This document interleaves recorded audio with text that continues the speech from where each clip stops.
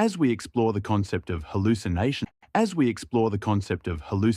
in LLMs, let's look at these 4 quotes about friendship. 3 of them are well-known quotes from famous thinkers, while 1 is generated by an AI. The AI-generated quote might sound profound, but it's a great example of how LLMs can create convincing yet entirely fabricated content. This ability to hallucinate, that is, to generate statements that are plausible but not necessarily true, raises important questions about the reliability of AI-generated text. While the AI's creativity can be impressive, it also underscores the importance of critical thinking when interpreting outputs from these models.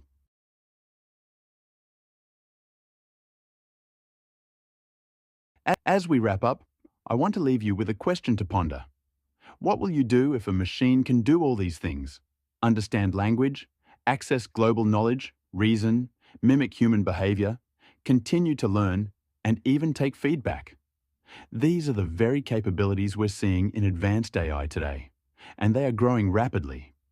How will this change your work, your life, and the way you think about technology? The potential is vast, and the implications are profound. It's up to us to decide how to harness this power responsibly.